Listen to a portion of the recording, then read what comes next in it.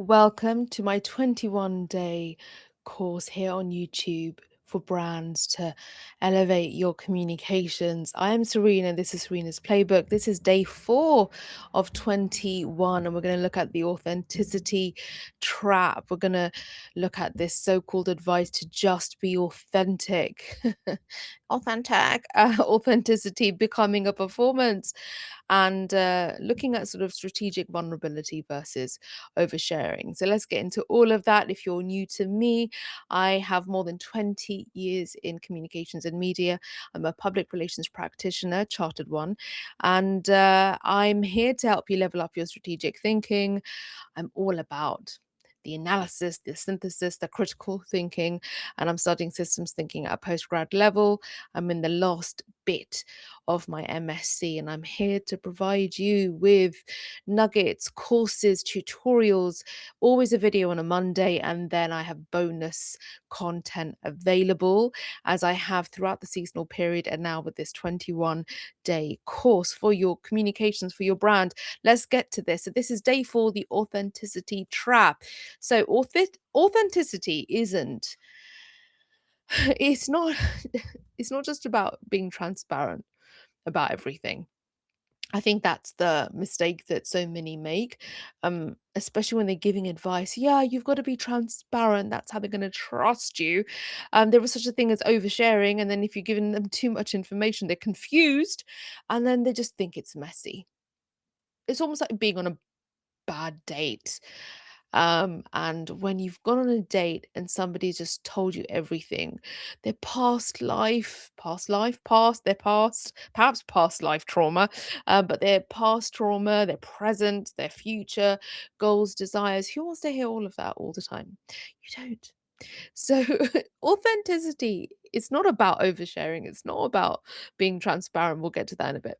Um, it's about your alignment. It's about your alignment. Alignment, such a jargony word, but let's get to it.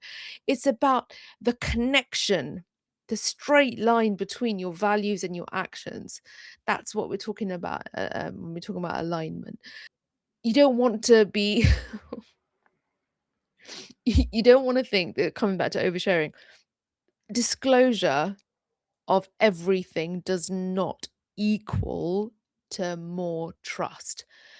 Actually, no. Actually, I find and I think discipline and boundaries can actually build trust.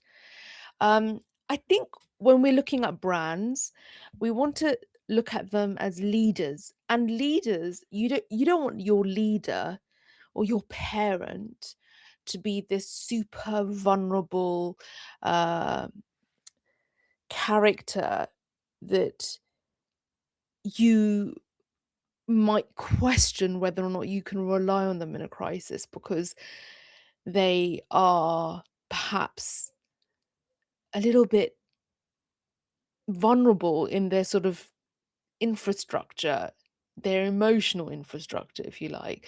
And that's why I think it's really important to be strategic when you're being vulnerable. Sharing challenges that firstly must connect to your North Star, your guiding principle, and sharing lessons that you've learned that actually serve your audience. So remember, day 1 was about North Star, day 2 was about knowing your audience. So share things that you know will serve them, not just serve you because you think you've got to be open for them to trust you. And then your behind the scenes that actually demonstrates your values. If the thing that I want to be known for is sort of being a thinker, critical thinker, etc., should my behind the scenes be of me cooking? I don't know. I don't know if I can get much sort of. I'm sure there'll be opportunities in me mixing together lots of different ingredients and how they come together. It's just a bit of a reach. So, uh, behind the scenes stuff that actually demonstrates your values, not just for the sake of it because it's behind the scenes. And also, when it comes to purpose, you want to build credibility for your message, right? So being strategically open. Let's remove vulnerability from it. Being strategically open. rather than oversharing, such as your personal struggles, which aren't related to your brand promise, the thing that they're expecting from you. Um, Oversharing drama that centers you. It's like all about you rather than your audience, which is just tragically awful. Um, or trauma dumping without any context or resolution. Remember, bad date reference. And then there's in terms of your purpose, when you're seeking validation rather than actually looking to connect. Where's the value in it? So here's the test. Are you ready for it? And please pause at any point. If you like, drop these in the comments. This is, I think, going to be quite a fun one. The test is, does this openness that I'm doing right now, that I'm looking to do, like this transparency, does this serve my audience or does it serve my need to be seen? Oof. Is it about you or is it about them? What about this? Does this reinforce my brand's North Star or does it distract from it? And then, can I share this? Can I share it without requiring emotional labor from my audience? Like, are your audience going to have to work hard to understand you? Are you giving them more homework? Let's not do that. So here's some steps. Here are some steps. 3 steps. First one is audit your last month's authentic content. Which posts were strategically open and vulnerable? Which were oversharing? And what was the audience response difference between the ones that were strategically vulnerable and open and those that were oversharing? Step 2 is creating your boundaries. Boundaries create trust, remember. So topics that are always off limits. Just do it. Here's an example. And this isn't me oversharing, but this is me just giving you an example. Now, I'm an adoptive parent and my child is nearly 15, and they were adopted when they were a teeny tiny little infant from foster care. Not that tiny, but they were an infant in foster care. And that's all I'm about to say about it. I mean, there's only so much that needs to be shared and said about your personal life.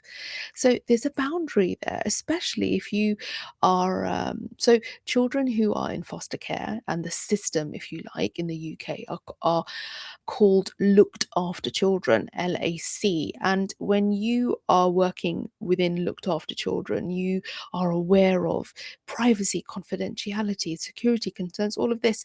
And I've just kind of continued in that vein ever since becoming an adoptive parent, not to post my kid, not to post their name, none of that really.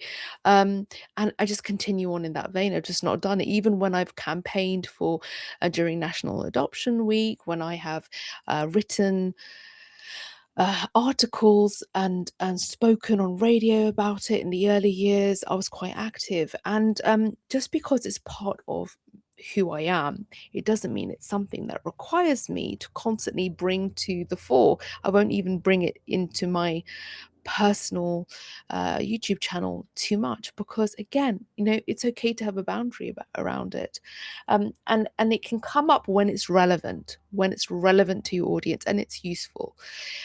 Like this, like I brought it up because I was giving an example. It was useful.